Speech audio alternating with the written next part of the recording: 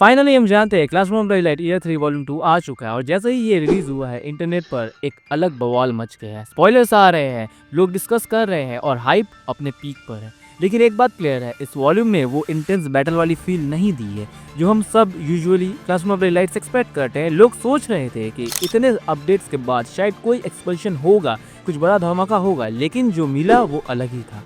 इस बार फोकस ज्यादा है कैरेक्टर इंटरेक्शंस पर, नए ट्विस्ट पर और कुछ पुराने सीक्वेंस जो अब सामने फाइनली आ रहे हैं। और अगर तुम इन सब चीज़ों के लिए एक्साइटेड हो तो बिलीव मी, ये वॉल्यूम तुम्हारे लिए एक हिडन जेम बन सकता है। हाँ, स्पॉयलर्स अभी कंप्लीट नहीं है, कुछ चीज़ें गलत भी हो सकती है, लेकिन पहली इंप्रेशन एक ही चीज़ कहता है, ये वॉल्यूम अपने अंदाज में बिल्कुल अलग है। तो चलो स्टेप बाय स्टेप देखते हैं इस नए चैप्टर में क्या क्या हुआ है। Let's begin the video. तो बेसिकली मैं स्पेशल एग्जाम के बारे में डिस्कस करने से पहले होरिकिता यानी करंट ए क्लास के इंटरनल मैटर और उनका प्लान एनोगोजी को कैसे टेक डाउन किया जाए उस पर डिस्कस करना चाहता हूँ। जैसे ही स्पेशल एग्जाम का अनाउंसमेंट हुआ, होरिकिता क्लास ए में एक अजीब सा हलचल शुरू हो गई। एग्जाम के रूल्स इतने वर्क थे कि कोई समझ पा नहीं रहा था कि एक्चुअल करना क्या है। और जब लीडरशिप की जरूरत थी, होरिकिता ने सबको इकट्ठा किया, एक प्रॉपर डिस्कशन स्टार्ट हुई। पर जितना ज्यादा वो बात कर रहे थे उतने ज्यादा ही कंफ्यूजन बढ़ रहे थे, एक भी सॉलिड प्लान सामने नहीं आ रहा था। और उस बीच एक बंदा था जो बिल्कुल अपने ही वर्ल्ड में था। कौन? तुम सबको पता है, कोएंजी। रॉयल स्टाइल में बिना किसी टेंशन के बस क्लास से बाहर निकल गया, जैसे ये सब उसके लिए लायक ही नहीं है। कोएंजी एज बीइंग कोएंजी। होरिकिता उसके पीछे गई, सीधा बोला उसे कि अगर क्लास ए में ग्रेजुएट करना है तो कॉर्पोरेट करो, वरना हम सबको नुकसान होगा। पर कोएंजी अपना जानते हो तुम लोग कैसा है, बंदा हंसता है और बोलता है, तुम बस खुद को ये कन्विंस कर रही हो कि एनोगोजी के बिना तुम जीत सकती हो। इसके बाद कोएंजी एक और चीज रिवील करता है कि होरिकिता सिर्फ पहली नहीं है जो उसे पुश कर रही है, मतलब क्लियरली कोई और भी है जो ग्रेजुएशन की अर्जेंसी को यूज कर रहा है। और ये फाइनली हिंट कर रहा है कि कोएंजी को उसके फादर का मैसेज मिल चुका है। चेयरमैन साकायागी ने उसे उस बेट के बारे में बता दिया है। इसके बाद एक और चीज हमें दिखाया जाता है जहां हम देखते हैं होरिकिता सुडो के रूम जाती है और वो वहां देखती है सुडो ओंडेरो को पढ़ा रहा होता है। यहाँ पे एक छोटा सा मोमेंट हमें दिखाता है कि क्लास का एक पार्ट एक्चुअली चेंज कर रहा है, इम्प्रूव कर रहा है। इसके बाद ये लोग सब डिसाइड करते हैं कोएंजी का रूम जाने का और कोएंजी उनका स्वागत भी करता है अपने रूम में। वहाँ होरिकिता कोएंजी से कहती है कि मैं तुम्हें 2 लाख पॉइंट्स दूंगी, बस तुम नॉर्मल बिहेव करो, हमारे साथ कोऑपरेट करो। लेकिन कोएंजी उसे कहता है कि मैं 2 लाख पॉइंट्स नहीं, 5 लाख पॉइंट्स मुझे चाहिए। और शॉकिंगली होरिकिता ने अपने खुद के प्राइवेट पॉइंट्स देकर ये डील एक्सेप्ट कर लेती है। उसके बाद सुडो ने एक डायलॉग बोला जो मुझे पर्सनली बहुत ज़्यादा अच्छा लगा कि मैं हमेशा तुम्हारे साथ हूँ, चाहे एनोगोजी की जगह मैं नहीं ले सकता हूँ पर मैं तुम्हारे साथ हूँ। और वहीं पे होरिकिता को रियलाइज़ होता है कि एनोगोजी के बिना भी उसके क्लास में लोग हैं जो उस पर भरोसा करते हैं, उसके साथ खड़े हैं। देखो सो फार मैं कहूँगा कि कोएंजी अब तक सीरियस नहीं है और ये थोड़ा एक्सपेक्टेड था कि वॉल्यूम 2 में वो सीरियस नहीं होने वाला है। हमने उसका कोट एनालिसिस देख के ये प्रेडिक्ट कर लिया था। इसके बाद सीन एक और जगह शिफ्ट होता है, इंटरेस्टिंग मोमेंट आता है जहाँ हम देखते हैं कि होरिकिता हेल्प ले रही है इबुकी और खुशीदा से और वो उन्हें अप्रोच करती है, सिंपल सा उन्हें मील ऑफर करती है। और वही खाने के बहाने एक नई बात शुरू हो गई। वहाँ डिस्कशन डायरेक्टली शिफ्ट हो गया एनोगोजी को कैसे टेक डाउन किया जाए और यही बात आगे बढ़ जाती है और पहुँचती है उसके पास तक कि आखिर एनोगोजी का पास्ट है क्या।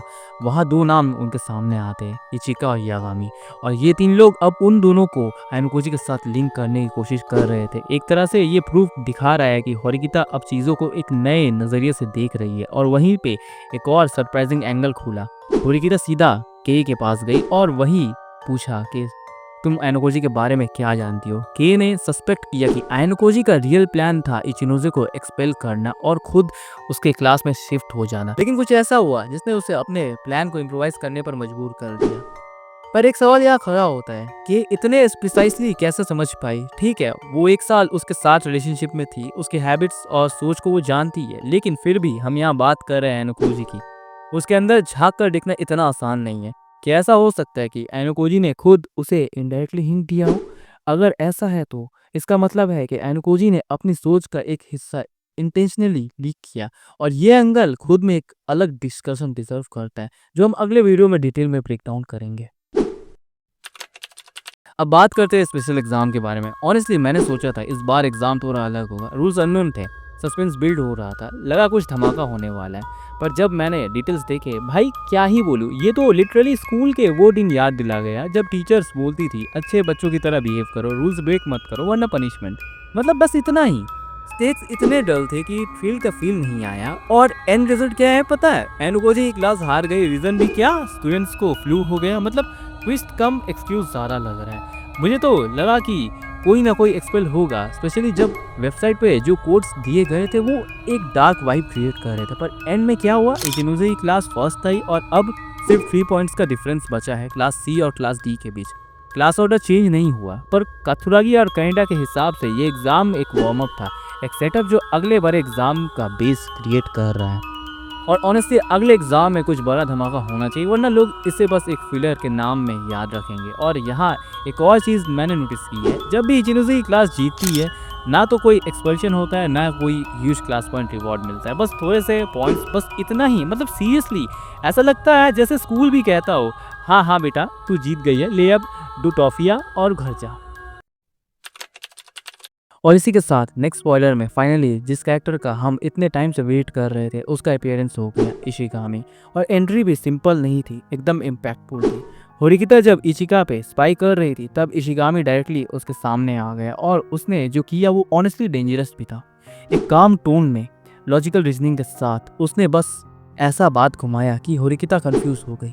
उसने कोई एक्चुअल इन्फॉर्मेशन नहीं दी पर एक डाउट प्लांट कर दिया कि शायद सुबासा को एनुकोजी के पास्ट के बारे में कुछ पता हो। मतलब बिना कुछ डिस्क्लोज किए उसने होरिकिता को एक अलग डायरेक्शन में देखने को मजबूर कर दिया। अब सवाल यहाँ ये है, इशिगामी का प्लान एग्जैक्टली क्या है? अगर वो आत्सुमी का साइड है तो उसे ऐसा नहीं करना चाहिए था, पर अगर होरिकिता को उसने डिलिबरेटली सुबासा की तरफ पुश किया है तो क्या ये इनडायरेक्टली उसके खुद के ग्रुप को बैकस्टेप करना नहीं हुआ, या ये सब एक और लेयर प्लान का हिस्सा है? और सबसे बड़ा शॉकिंग एंड में आया, फ्यूचर में होरिकिता खुद को एक मोनोलॉग देती है। वो कहती है कि अब उसे एनुकोजी के पास्ट के बारे में सब कुछ पता चल गया, व्हाइट रूम और वो ट्रेजेडी जो उसके रास्ते के एंड में खड़ी है। और वो ओपनली एक्सेप्ट करती है कि इशिगामी के साथ वो मीटिंग एक टर्निंग पॉइंट था जिसने उसकी लाइफ को ड्रास्टिकली चेंज कर दिया। ये एक हिंट है कि होरिकिता एनुकोजी के लाइफ में ग्रेजुएशन के बाद भी इन्वॉल्व रहेगी।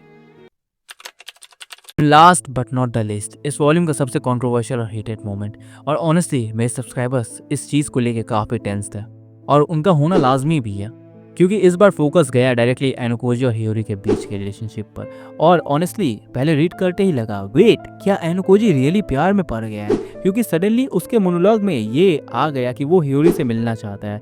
उसका उससे दूर हो जाना उसके लिए अनएक्सेप्टेबल है, इवन इतना कि वो खुद एक्सेप्ट करता है कि शायद मैं उससे प्यार करता हूँ। हियोरी भी अपने इमोशंस को डिनाई नहीं कर पा रही है, पर वो एक एनिमी क्लास में है जो नेचुरली कन्फ्लिक्ट क्रिएट करता है। और ट्विस्ट, रुइन और कनाडा को भी पता है उसके फीलिंग्स के बारे में। कनाडा खुद हियोरी को पसंद करता है पर उसका शाई और इनसिक्योर नेचर से उसे कभी बोलने नहीं देता। एंड चलो एक चीज़ तो कंफर्म हुई कि कनाडा हियोरी को पसंद करता है। मैंने अपने इस वीडियो में डिस्कस किया था इसके बारे में, वो सच हो गया। एक और इम्पैक्टफुल मोमेंट, एनुकोजी का डायलॉग, मुझे फर्क नहीं पड़ता कोई मुझे हेट करे पर हियोरी नहीं। ये एक ऐसी लाइन थी जो एनुकोजी के कैरेक्टर से नॉर्मली एक्सपेक्ट नहीं होती है। और फिर लाइब्रेरी के बाद उसने हियोरी को एक फ्लावर दिया, बेसिकली उसे थैंक्स बोला कि वो उसे इग्नोर नहीं करती। Sounds welcome right? पर फिर एक और स्पॉइलर आता है जो पूरा पर्सपेक्टिव चेंज कर देता है। ये फ्लावर देना एक कैलकुलेटेड मूव था, क्योंकि इस स्कूल में ऑपोजिट जेंडर से ऐसा गिफ्ट लेना इनएप्रोप्रिएट रिलेशनशिप के अंदर आता है। और इस एक मूव की वजह से हीरोइन की क्लास को पेनल्टी मिली और इचिनोजे की क्लास फर्स्ट प्लेस सिक्योर कर पाई स्पेशल एग्जाम में। और अगर ये स्पॉइलर सही है तो उसका मतलब एनुकोजी के इमोशंस भी एक मास्क थे, एक सेल्फ डिसेप्शन, एक एक्टिंग, और अल्टीमेटली सब कुछ एक बड़ा मैनिपुलेशन था फ्यूचर के कॉन्फ्लिक्ट क्रिएट करने के लिए, स्पेशली हियोरी को स्पॉटलाइट में लाने के लिए, जिससे इचिनोजे उससे टारगेट करे। ये परफेक्टली अलाइन होता है एनुकोजी को ऑफिशियल वेबसाइट मोनोलॉग से। मैं इमोशंस को मैनिपुलेट करना सीख चुका हूँ, मतलब इस पॉइंट पे वो लिटरली बियॉन्ड सेविंग है।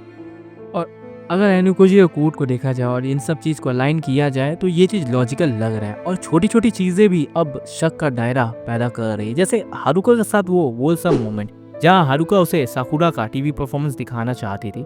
शायद वो भी एक नॉर्मल वोलसम सीन नहीं था, बल्कि इन्फॉर्मेशन एक्सट्रैक्शन का एक और मूव। और ये हिंट भी देता है कि एनुकोजी ने होरिकिता की क्लास में एक स्पाई लगा रखा है।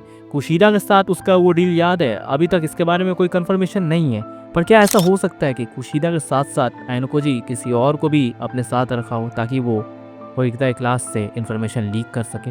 इस वॉल्यूम में शायद कोई बड़ा विजिबल एक्शन नहीं था एनोकोजी का, पर हर एक छोटी चीज में एक कैलकुलेशन है जो हारुकिता और र्यूएन की क्लास को डायरेक्टली इम्पैक्ट कर रही है और क्लियरली वो एक बड़े एग्जाम के लिए ग्राउंड वर्क कर रहा है। एक ऐसा एग्जाम जो शायद पूरी इस ईयर का स्ट्रक्चर चेंज कर दे। और ऑनेस्टली ये वॉल्यूम एक हेवन है उन लोग के लिए जो कॉन्स्पिरेसी और हिडन मोटिव्स को एंजॉय करते हैं, और ये सब दिखाता है कि इस वॉल्यूम का टोन अलग था।